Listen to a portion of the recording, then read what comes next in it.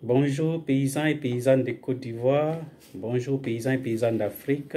Je suis Marcel Tia, président du Conseil national des syndicats agricoles de Côte d'Ivoire, le CONASACI, et membre du Conseil de gestion de Génération Brice Plus, chargé des coopératives agricoles en Afrique. Nous sommes aujourd'hui lundi 18 novembre 2024, fidèle à nos rendez-vous de tous les lundis. Et le sujet qui nous réunit ce jour est le suivant.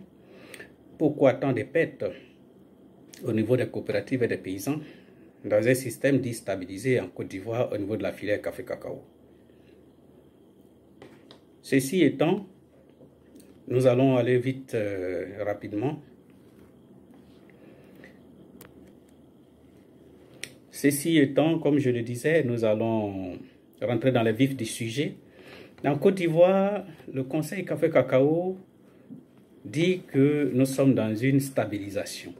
La stabilisation, qu'est-ce que c'est? La stabilisation, c'est de faire en sorte que le prix du cacao de café soit garanti et respecté aux paysans de Côte d'Ivoire, ce qui n'est pas le cas depuis plus de 10 ans. La stabilisation, c'est le financement entier et complet de tout le système de commercialisation depuis le bon-champ jusqu'à l'international, ce qui n'est pas le cas depuis plusieurs années.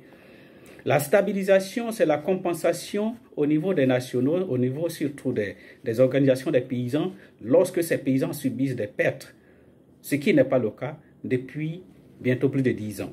La stabilisation, c'est de faire en sorte que les coopératives des paysans soient financées conséquemment en fonction de la production de la Côte d'Ivoire et des zones pour permettre de collecter le cacao et le café dans les meilleures et bonnes conditions afin de les rendre aux exportateurs au niveau des deux ports dans les meilleures conditions, ce qui n'est pas le cas.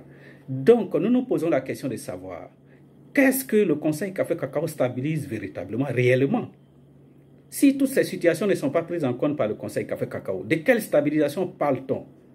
Alors qu'au Cameroun, le paysan touche plus de 5 000 francs, on donne 1 800 francs aux paysans de Côte d'Ivoire sous un prétexte fallacieux de stabilisation du système. Mais la stabilisation du système ne bénéficie pas aux paysans, la stabilisation du système ne bénéficie pas aux coopératives des paysans. La stabilisation bénéficie à qui alors? Nous ne savons pas comment la filière café-cacao est financée.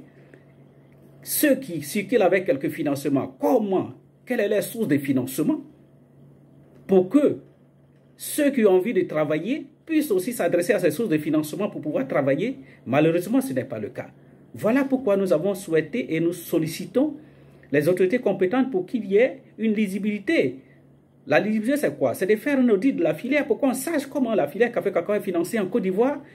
Et ce qui ne va pas, nous allons corriger. Parce qu'il faut qu'on sache qu'est-ce qui ne va pas dans le système de financement de la commercialisation du café-cacao pour qu'on essaie de corriger. Si on ne sait pas, on ne peut pas corriger alors que le problème demeure. Tous les problèmes demeurent intacts. Rien n'est réglé. La marge le différentiel ramassage n'a pas évolué véritablement de 80 francs à 100 francs. C'est très insignifiant par rapport aux nombreuses charges et l'état défectueux des pistes et des routes de dessert des deux ports. Donc du coup, la collecte et l'évacuation engendrent d'énormes dépenses qui ne sont pas amorties par les 100 francs de différentiel ramassage.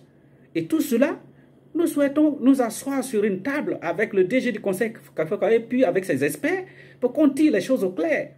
Parce que si on ne parle pas, on ne discute pas, on n'analyse pas, on ne tire pas les conséquences de ce qui se passe, alors les problèmes vont demeurer. Et les gros perdants, c'est toujours les paysans.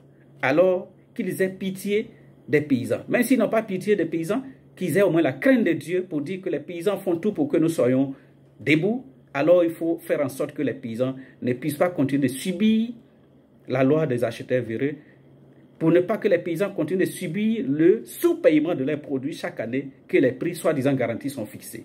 Voilà ce que nous voulons dire et partager ce lundi 18 novembre 2024 avec tous nos auditeurs, avec tous ceux qui nous suivent, avec tous les paysans et tous les partenaires au développement de la Côte d'Ivoire. Ceci étant, excellente semaine à tous et à toutes et à lundi prochain.